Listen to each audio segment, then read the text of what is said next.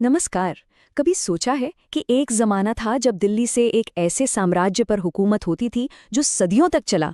तो चलिए आज दिल्ली सल्तनत के 320 साल के लंबे इतिहास की इस रोमांचक कहानी को बस कुछ ही मिनटों में समेटते हैं।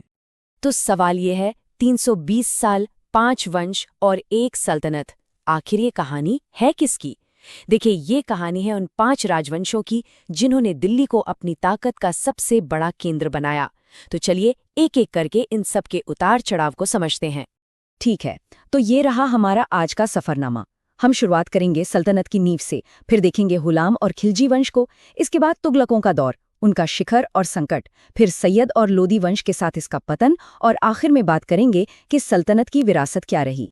तो हमारी कहानी शुरू होती है 13वीं सदी की एकदम शुरुआत में, साल 1206 से। सोचिए जरा, मध्य एशिया से तुर्क और अफगान योद्धा आते हैं, दिल्ली को अपनी राजधानी बनाते हैं, और बस यहीं से एक ऐसे साम्राज्य की नींव पड़ जाती है जो 3 सदियों से भी ज्यादा वक्त तक चलने वाला था। और देखिए, इन 320 सालों में दिल्ली की गद्दी पर कोई एक खानदान नहीं बैठा, बल्कि 5 अलग अलग वंश आए: गुलाम, खिलजी, तुगलक, सैयद और आखिर में लोदी वंश। तो चलिए कहानी की शुरुआत करते हैं सबसे पहले वंश से, गुलाम वंश। तो चलिए अब नजर डालते हैं पहले 2 राजवंशों पर, गुलाम और खिलजी वंश। यही वो लोग थे जिन्होंने न सिर्फ सल्तनत की नींव रखी, बल्कि उसे शुरुआती मुश्किलों से निकालकर मजबूत भी बनाया। तो सबसे पहले आता है गुलाम वंश, और इसका नाम ही आप देखिए कितना दिलचस्प है। इसे गुलाम वंश इसलिए कहते हैं क्योंकि इसके शुरुआती शासक असल में कभी सैन्य गुलाम हुआ करते थे, जो अपनी काबिलियत के दम पर सत्ता तक पहुंचे। और इसकी नींव रखी थी कुतुबुद्दीन ऐबक ने। जी हाँ, वही जिन्होंने दिल्ली की मशहूर कुतुब मीनार का काम शुरू करवाया था। और इसी गुलाम वंश में हमें 2 बिल्कुल अलग अलग तरह के शासक देखने को मिलते हैं। एक तरफ थी रज़िया सुल्तान, भारत की पहली और इकलौती महिला सुल्तान, जिन्होंने सारी परंपराओं को चुनौती दे दी। और दूसरी तरफ थे बलबन, जो अपने एकदम सख्त अनुशासन और मजबूत प्रशासन के लिए जाने जाते थे। मतलब 2 बिल्कुल अलग अंदाज। अब आते हैं खिलजी वंश पर, और इनके आते ही सल्तनत की ताकत कई गुना बढ़ गई, खास तौर पर अलाउद्दीन खिलजी के दौर में।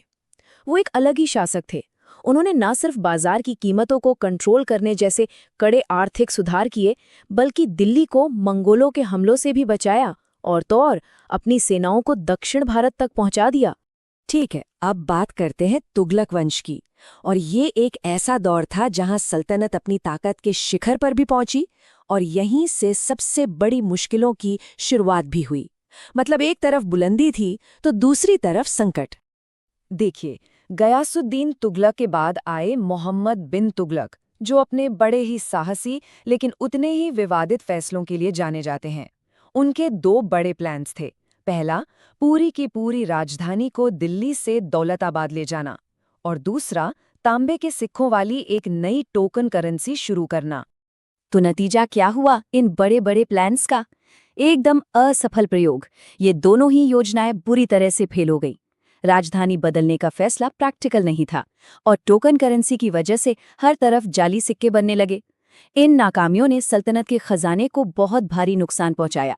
तो मोहम्मद बिन तुगलक की इन नाकामियों के बाद उनके वारिस फिरोज शाह तुगलक ने रास्ता ही बदल दिया। उन्होंने बड़े बड़े प्रयोग करने के बजाय साम्राज्य को स्थिर करने पर ध्यान दिया।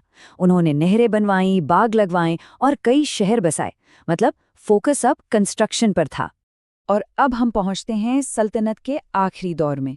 ये वो समय था जब सल्तनत धीरे धीरे कमजोर होती जा रही थी, और इस दौर में 2 वंश आए, सैयद और लोदी।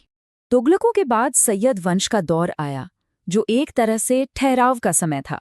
इनके शासकों में पहले जैसी बात नहीं थी, और सल्तनत का विस्तार पूरी तरह से रुक गया था। और इसी कमजोरी ने सल्तनत के आखिरी राजवंश यानी लोदियों के लिए रास्ता बना दिया। और फिर आता है वो एक निर्णायक पल, एक ऐसा पल जो भारतीय इतिहास की दिशा हमेशा के लिए बदलने वाला था। साल था 1526 और जगह थी पानीपत। पानीपत के मैदान में दिल्ली के आखिरी सुल्तान इब्राहिम लोधी का सामना होता है बाबर की सेना से। इस जंग में लोधी हार जाते हैं, और इसी हार के साथ 320 साल पुरानी दिल्ली सल्तनत का हमेशा के लिए अंत हो जाता है। पर यह सिर्फ एक अंत नहीं था, ये एक नए युग की शुरुआत थी। मुगल साम्राज्य की। तो सल्तनत तो खत्म हो गई, लेकिन उसकी कहानी यहीं खत्म नहीं होती। सवाल ये है कि इतने लंबे समय के बाद उसने इस उपमहाद्वीप पर अपनी क्या छाप छोड़ी, उसकी विरासत क्या थी? देखिए, सल्तनत भले ही खत्म हो गई हो, लेकिन इसका असर बहुत गहरा और लंबे समय तक रहा। उन्होंने एक मजबूत सेंट्रलाइज्ड एडमिनिस्ट्रेशन सिस्टम की नींव रखी। आर्किटेक्चर के नए नए रूप सामने आए, मस्जिदें, मकबरे, किले, फारसी भाषा का इस्तेमाल बहुत बढ़ गया, एक व्यवस्थित लैंड टैक्स सिस्टम बना, और शायद सबसे बड़ी बात, इसी दौर में हिंदू और मुस्लिम संस्कृतियों का एक जबरदस्त संगम देखने को मिला। तो अगली बार जब दिल्ली की कोई पुरानी इमारत नजर आए या रोजमर्रा की बातचीत में कोई ऐसा शब्द सुनाई दे जिसकी जड़ें उस दौर से जुड़ी हों, तो जरा सोचिएगा, 320 साल के इस सल्तनत की कौन सी विरासत आज भी हमारे आसपास जिंदा है।